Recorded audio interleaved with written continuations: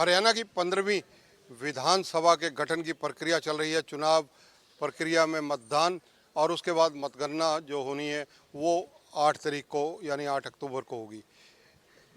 दशहरे के बाद नई सरकार का गठन होने की संभावनाएं ज़्यादा व्यक्त की जा रही हैं।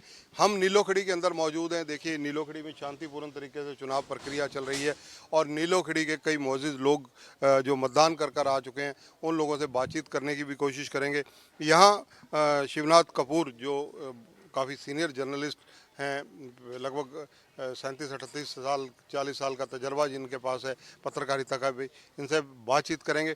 बतौर पत्रकार, क्योंकि आपने लंबा समय लगाया है, कौन से ऐसे मुद्दे आपको लगता है कि इस बार चुनावों में हावी रहे कपूर साहब?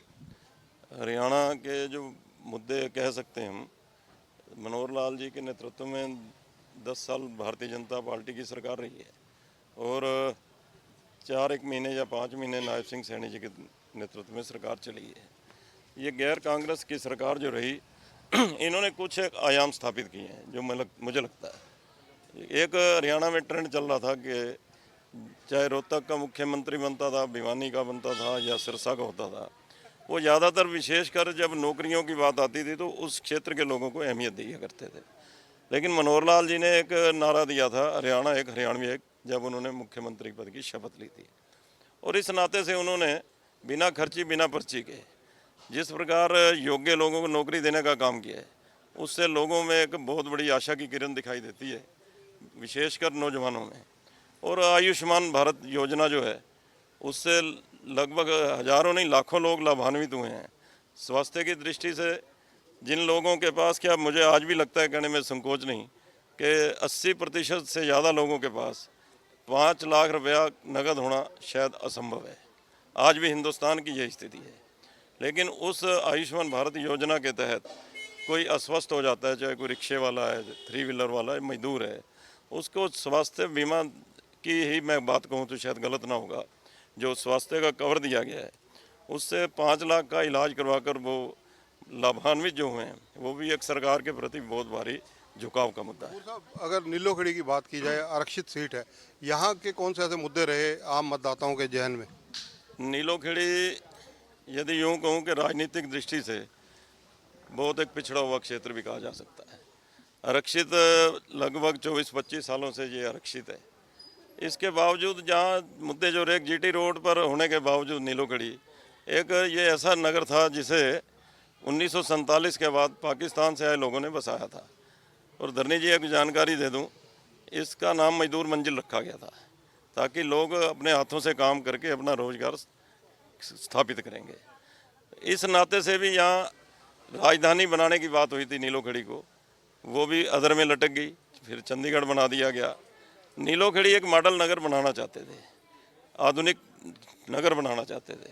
जवाहरलाल नेहरू यहाँ 2 बार इस नीलोखड़ी में आए थे जब इसको बसाया जा रहा था। ये जंगल था, उन्होंने इसे नीलोखड़ी को अपनी बेटी की संज्ञा दी थी कि मैं ऐसी 10,000 नीलोखड़ी पूरे देश में बसाना चाहूँगा।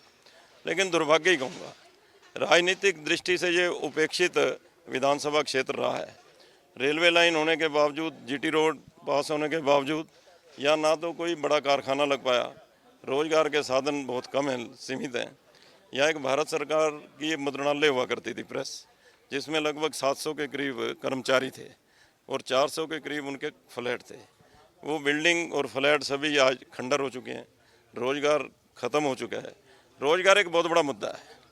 और यहाँ जो विकास की दृष्टि से मैं समझता हूँ कोई प्रोजेक्ट ऐसा आना चाहिए था। हाँ, इस सरकार ने, मनोहर जी की सरकार ने एक हॉर्टिकल्चर की यूनिवर्सिटी बनाने का काम तो किया है जिस पर 500 करोड़ के करीब खर्चा आया है। मनोहर लाल जी को हटाना, नायब सिंह सैनी को बनाना, चंद घंटों में ये चमत्कार हुआ, राजनीतिक परिवर्तन हुआ, इसका कोई नुकसान लगता है आपको चुनावों में हो सकता है? धरनी जी, ये हमें लगता है कि कुछ घंटों की प्रक्रिया होगी, लेकिन ये प्रक्रिया एक लंबी प्रक्रिया रहती है, किसी भी राजनीतिक दल की रही हो। वो कोई भी राजनीतिक दल हो, वो वोटों की दृष्टि से ही तोलता है, चाहे मुख्यमंत्री हो या स्थानीय नेता हो या कोई भी हो। उन्होंने समझा होगा कि 9 साल 10 साल होने से लोगों में इनके प्रति कोई नेगेटिविटी हो सकती है। ये भी एक कारण हो सकता है भाई राजनीतिक लाभ लेने के लिए उन्हें हटाया गया हो। लेकिन ईमानदारी की दृष्टि से उन्होंने जो अपना एक करैक्टर स्थापित किया है, उससे लगता है कि ये हटाने का विशेष मुद्दा सिर्फ और सिर्फ ये हो सकता है कि नया चेहरा ला करके 10 साल की उनके प्रति जो नकारात्मक विचार रहे हैं उन लोगों के बदलने का काम किया। भाई साहब, आपका शुभ नाम क्या है? मेरा नाम केवल किशन कुकरेजा, मंडल महामंत्री हूँ नीलोखड़ी। कुकरेजा जी, अगर जिक्र किया जाए मुद्दों का तो आपको यहाँ क्या मुद्दे नजर आते हैं नीलोखड़ी के लिए चुनावों में? मुद्दे जैसे कपूर साहब ने बताए हैं वही मुद्दे थे। बाकी आज मैं देख रहा हूँ कि लोग हरियाणा का चुनाव ना लेकर इसको राष्ट्र के साथ जोड़ रहे हैं, मोदी जी की नीतियों के साथ। जो मोदी जी की नीतियाँ हैं देश के प्रति हैं, हमारे हिंदुत्व की हैं, ये भी लोग साथ जोड़ रहे हैं। तो इसमें जो हमारे बच्चे बाहर गए हुए हैं उनका बहुत योगदान है। वो पूरे हरियाणा में जहाँ जहाँ से बच्चे बाहर गए हुए हैं वो एक ही मैसेज दे रहे हैं कि मोदी जी को वोट डालनी है, मोदी जी को वोट डालनी है, क्योंकि उनको पता है कि आज बाहर के देशों में क्या हालात हैं और इंडिया में क्या हालात हैं।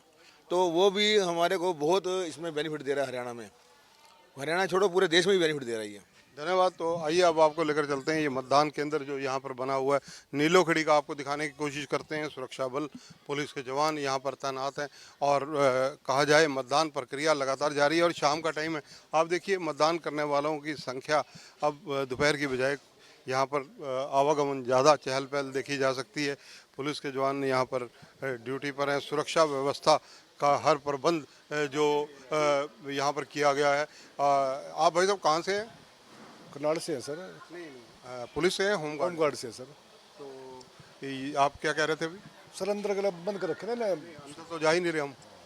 यही कह रहे थे सर। और इलेक्शन कमीशन की जहाँ तक परमिशन है, हर एक के पास परमिशन होती है, आपको पता है इस चीज़ की? हाँ पता है और आप रोक नहीं सकते वहाँ तक जाने से। देखो सर, जैसे हमको प्रेसिडेंट इसने ऑफिसर ने आदेश कर रखे हुए हमने आपको गया। प्रेजाइडिंग अफसर से भी बात कर लेते हैं क्योंकि यहाँ पर जो प्रेजाइडिंग अफसर हैं उनसे भी चर्चा करेंगे कि कितने % वोट यहाँ हुई है। ये देखिए, ये यहाँ का दृश्य है और यहाँ हम नीलोखड़ी की ये दिखाना चाहते हैं आपको कि ये आप प्रेजाइडिंग अफसर हैं। आपका शुभ नाम क्या है?